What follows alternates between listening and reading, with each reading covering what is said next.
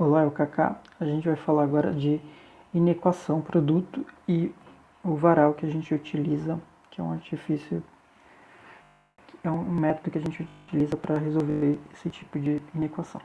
Então, inequação produto, né, é uma inequação que a gente tem a partir de uma multiplicação que é maior que zero ou menor que zero, pode ser também maior ou igual ou menor ou igual a zero.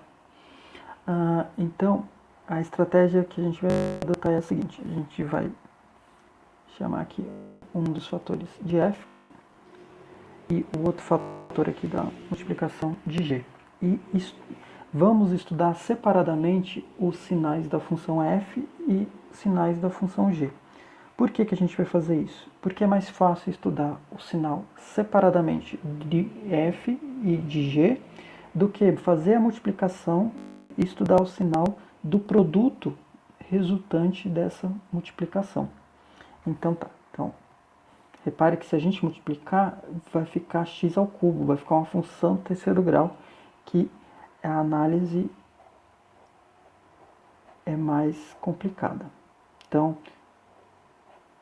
estudo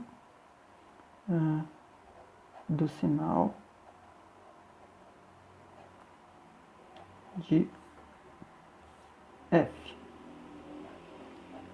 F de x igual a x menos 2. Tá, então, que tipo de função é essa? É uma função do primeiro grau. Então, o gráfico de uma função do primeiro grau tem a forma reta. E essa reta ela pode ser crescente ou decrescente. Então, observe que o número que multiplica x está implícito aqui, ele é 1. E se o número que multiplica x for positivo, vai significar que a reta é crescente. E se o número que multiplica x for negativo, a reta vai ser decrescente. Então, nesse caso aqui, a reta vai ser crescente. Então, a gente teria o eixo x, eu não sei exatamente onde está o eixo y, mas para o que a gente quer analisar aqui não vai ser relevante. E a reta é crescente. Então, é interessante, é importante que a gente descubra que ponto que é esse. Ou seja, onde a reta cruza o eixo x. E sempre que a gente quiser descobrir onde a reta cruza o eixo x, a gente vai lá na função e substitui o y, nesse caso o f de x, por zero. Então, se a gente substituir o y por zero, a gente vai ficar com a equação do tipo, ó, aqui eu vou colocar zero. Então, vai ficar 0 igual a x menos 2. Passando para o outro lado, a gente vai ficar com x igual a 2. Então, a raiz dessa função é 2. Tá, agora a gente... mais uma observação. Note que como a reta é crescente, antes do 2, a função está abaixo do eixo x, o que significa que a função é negativa. O que quer dizer isso? Quer dizer que se você escolher qualquer número que seja menor do que 2 e substituir nessa expressão, o resultado vai ser negativo. Então, por exemplo, o 1 é menor do que o 2. Se a gente substituir aqui por 1, vai ficar 1 menos 2, que é menos 1. Um número negativo. Tá, e se a gente substituir lá qualquer número maior do que 2, essa conta aqui vai dar um número positivo. Então, vamos pegar como exemplo 5. Se a gente substituir x por 5, vai ficar 5 menos 2, que é 3, que é positivo. Então tá. Agora, vamos fazer o estudo do sinal da função g.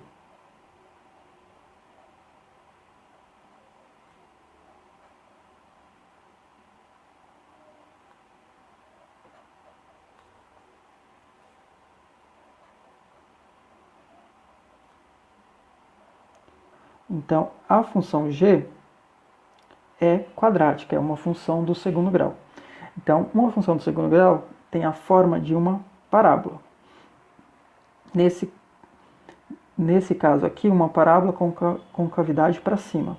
Então, quando o coeficiente, o número que multiplica x ao quadrado é positivo, a parábola tem concavidade para cima.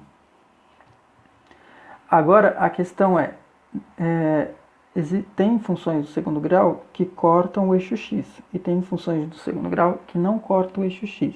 Então, para saber se essa função em particular corta ou não o eixo x, a gente precisa calcular suas raízes. Então, calcular a raiz de uma função, o que a gente faz? Vai lá no y e troca por zero, semelhante ao que a gente tinha feito anteriormente. Então, substituindo o y por zero, a gente vai ficar com a seguinte equação. 0 igual a x ao quadrado menos 5x mais 4. Substituir o y aqui por zero. Então, só organizando aqui, ficaria a mesma coisa que x ao quadrado menos 5x mais 4 igual a zero. Então, a gente pode resolver essa equação do segundo grau utilizando as relações da soma e do produto. Então, em uma equação do segundo grau, a soma de suas raízes é sempre igual a menos b sobre a. Então, vai ficar menos, quanto que vale o b? Repare que o b é o coeficiente do x. Então, o b vale menos 5. Dividido pelo a, que é 1. Então, menos 5 vai dar mais 5, dividido por 1 vai dar 5. E o produto, a multiplicação das duas raízes, é sempre igual a c sobre a. Então, repare que o c é 4. A gente já tinha visto antes que o a é 1, então vai ficar 4 sobre 1. Agora, é uma questão de imaginação. A gente tem que tentar pensar em dois números que, quando eu somo eles, o resultado é 5, e quando eu os multiplico, o resultado é 4. Então, que números que têm essa característica? Seriam o 4 com 1. Quando eu somo o 4 com 1, dá 5, e quando eu multiplico o 4 por 1, dá 4. Então, essas são as raízes. X igual a 1 ou x igual a 4. Então, aqui a gente tem uma noção de como que essa parábola é. Então, repare, ela tem duas raízes. Então, ela quer dizer que ela vai cortar o eixo x em 2 pontos.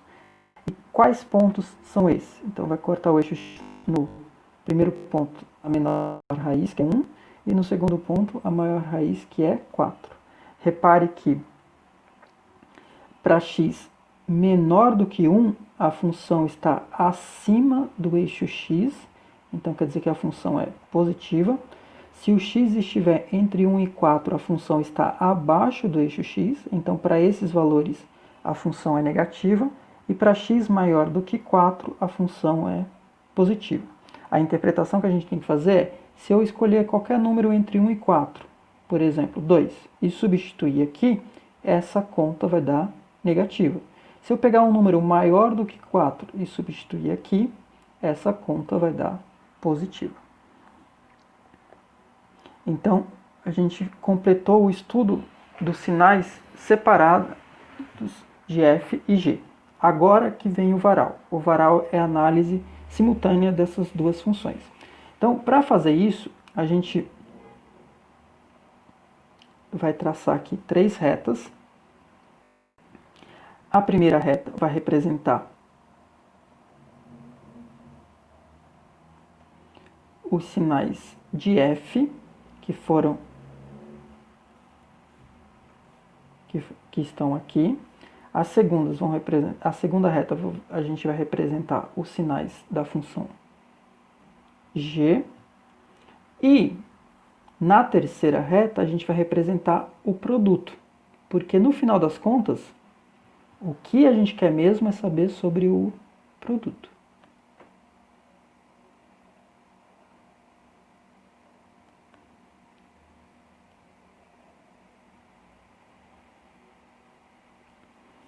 Então, na primeira a gente coloca f, na segunda a g, e observe o que a gente tem aqui nesse caso, f vezes g. Então a gente coloca o produto. Então tá. Aí temos que deixar marcado quais são os valores relevantes, quais são as raízes que a gente descobriu tanto para f quanto para g. Então repare, ó, quais foram as raízes? O 2, que é uma raiz de f, depois o 1, que é uma raiz de g, e o 4, que é uma raiz de g. Então a gente vai representar, é importante que fique na ordem, né? Então, a menor raiz de todas essas três. 1, depois 2, depois 4. Então, a gente vem aqui, faz aqui um tracejado e indica as raízes, nesse caso são 3, em ordem crescente. Então, o 1, o 2 e o 4. Agora vamos expressar aqui quais são os sinais da função f. Então repare para a regra dos sinais da função f. Então a função f ela é positiva se for maior do que 2. Então aqui, ó, maior do que 2, positivo. E ela é negativa se for menor do que 2. Então aqui, antes do 2, negativo. Tá, agora vamos observar a regra para a função g. Então, para a função g é, se estiver entre 1 e o 4, é negativa. Então, repare aqui, ó, entre 1 e o 4, a função g é negativa. Se estiver antes do 1, então, antes do 1, positiva.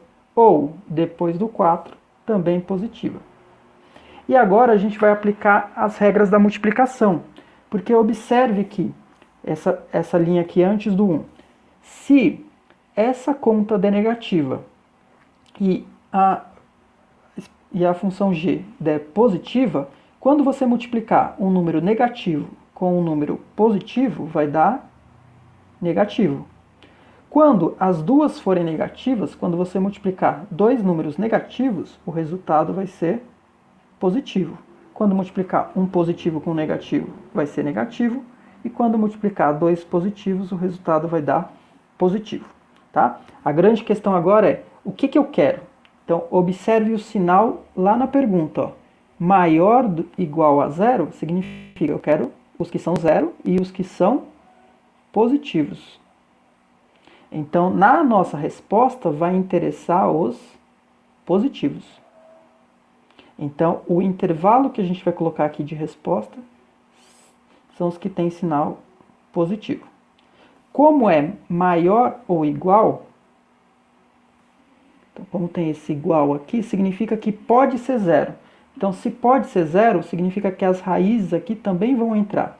Então, vai entrar o 1, bolinha fechada, vai entrar o 2, bolinha fechada, e o 4, bolinha fechada. Então, como é que a gente pode representar? Eu vou marcar, né? Que ponto que era aqui, ó. Aqui era o 1, né? Só olhar aqui na linha de cima, aqui o 2 e aqui o 4. Então, a gente tem dois intervalos separados, disjuntos. Então, a gente escreve assim, ó. Como que seria para o primeiro?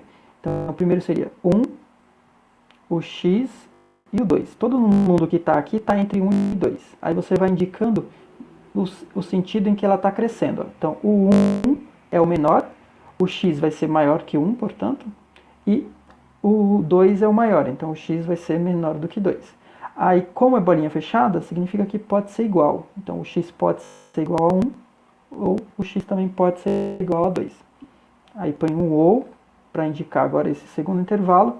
E para esse segundo intervalo, ó, repare que são os números que estão à frente do 4, que são maiores do que 4. Aí, como tem a bolinha fechada, quer dizer que também pode ser igual a 4. Então, aí a gente coloca a notação matemática lá. X pertence aos reais, tá ok? E esse é o conjunto solução ou conjunto verdade. Utilizando a notação com colchetes, a gente vai usar o seguinte. Então, do 1 com o 2, do intervalo entre 1 e 2. Aí, como é bolinha fechada, você coloca o colchetes para dentro. Se tiver bolinha aberta, você coloca o colchete para fora. E união com esse intervalo aqui. Aí esse intervalo aqui começa no 4 e ele não termina. Então, quando ele não termina, a gente vai indicar que ele vai até o mais infinito. Então, seria do 4 até o mais infinito. No 4 é fechado, porque a bolinha é fechada. No mais ou no menos infinito é sempre aberto. Então, essa daqui é uma outra forma de representar a solução. São duas possibilidades de representação do conjunto de solução. Então é isso, bons estudos.